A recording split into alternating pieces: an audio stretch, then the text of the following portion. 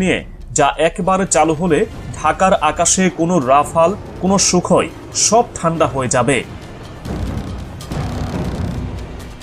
13 মে 2000। अस्सलामुअलैकुम वीवर, बहुत ही good news की वीडियो है। चीन जो है वो बांग्लादेश को 4 डिफरेंट पावरफुल किस्म के वेपन दे रहा है, जिससे भारत में फौरी तौर पर इजलास बुला लिया गया है। वीवर, बहुत ही ज्यादा इंपॉर्टेंट वीडियो है। अभी तक चैनल को सब्सक्राइब नहीं किया हुआ तो जल्दी से हमारे चैनल को सब्सक्राइब कर लीजिएगा।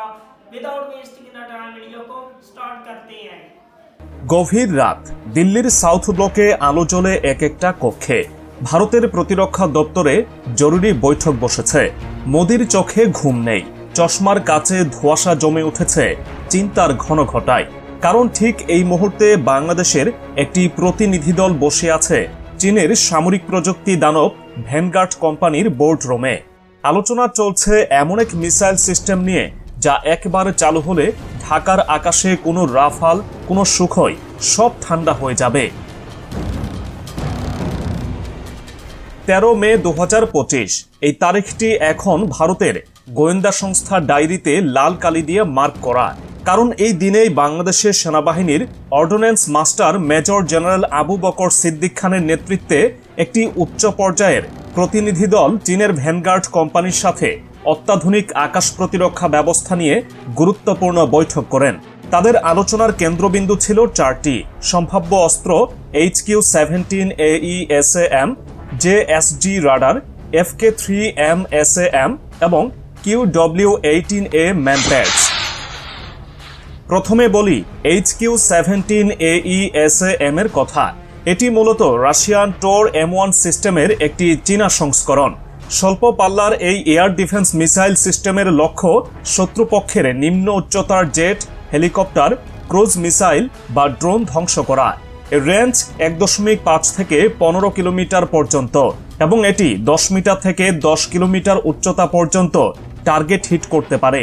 অর্থাৎ সীমান্ত বরাবর ভারতের যুদ্ধ বিমান যদি কোনো অনুপ্রবেশের চেষ্টা করে, HQ-17 AE এর রেডার আগে থেকেই তাকে লক করে ফেলবে। তবে আসল চমক ছিল FK-3 MSAM।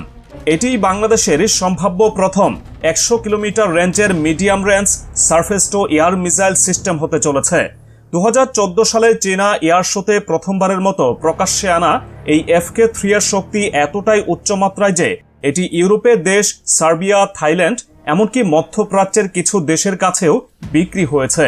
এই মিসাইল ব্যবস্থার মূল কাজ হচ্ছে আকাশপথে আসা শত্রুপক্ষের যে কোনো ধ্বংসাত্মক উপাদানকে নির্ভুলভাবে ধ্বংস করা। যুদ্ধবিমান, ট্যাকটিক্যাল মিসাইল, ড্রোন কিছুই রেহাই পাবে না এর হাত থেকে।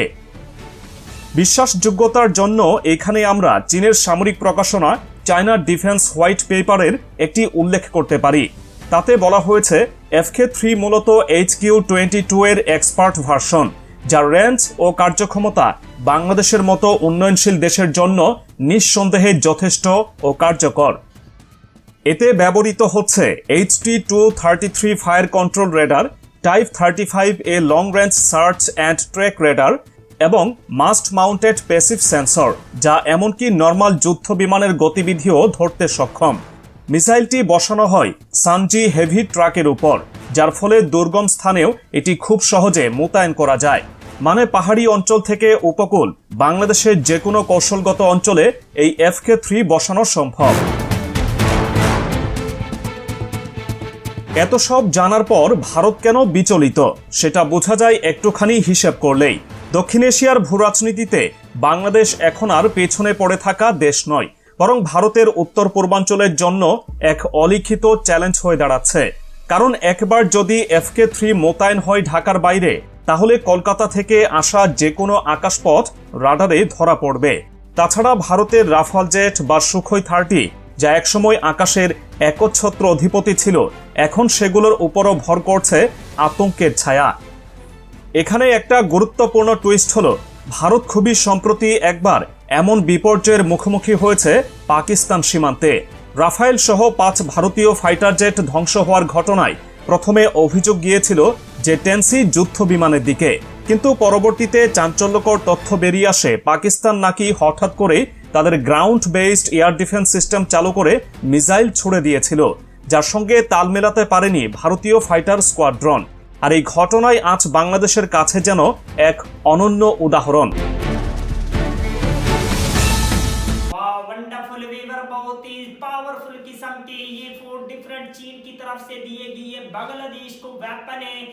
इन वेपन के आने से भारत में जो है वो टेंशन पाई जा रही है बांग्लादेश को लेकर। बांग्लादेश जिस तरह से अपनी मिलिट्री को स्ट्रॉन्ग कर रहा है दिन ब दिन, भारत के लिए वो बहुत ही ज्यादा बात टेंशन की है। पाकिस्तान तो ऑलरेडी भारत को मुंह तोड़ जवाब देता ही है, लेकिन साथ में अब बांग्लादेश को भी चीन जो है स्ट्रॉन्ग बना रहा है, जिससे भारत की टेंशनें और भी ज्यादा बढ़ गई हैं।